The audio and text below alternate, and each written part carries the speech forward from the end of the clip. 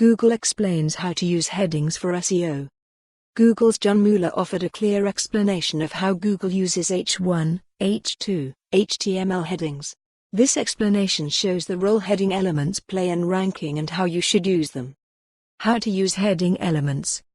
On a Webmaster Hangout, a publisher asked John Mueller what was the best way to use headings.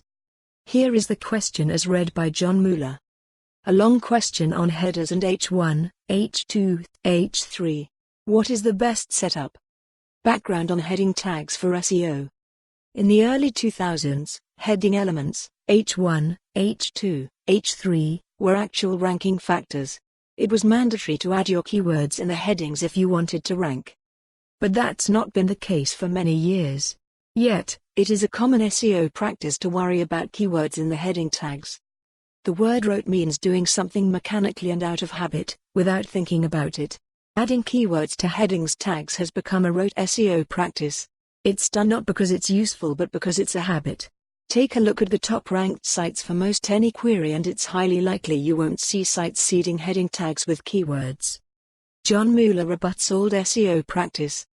Mueller begins his answer by rebutting the rote and outdated SEO practice of mechanically adding keywords to the headings in the belief that heading tags are still a ranking factor. He says that the headings are overrated and implies that some overthink headings more than is necessary. This is what Mueller said. I think in general, headings are a bit overrated in the sense that it's very easy to get pulled into lots of theoretical discussions on what the optimal headings should be.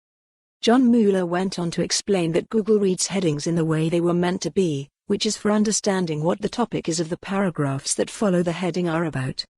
We'd use headings when it comes to search, but we use them to better understand the content on the pages.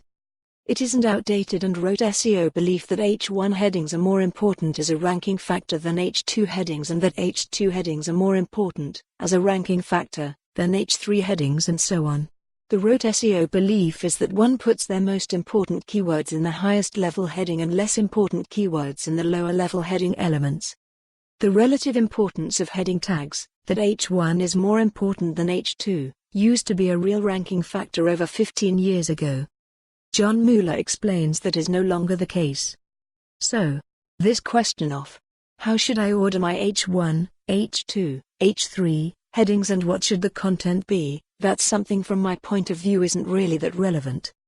Clearly, heading tags can indicate hierarchical levels of information, that several H3 headers are subtopics of the previous H2. That's not a ranking factor issue. It's proper organization of a web document.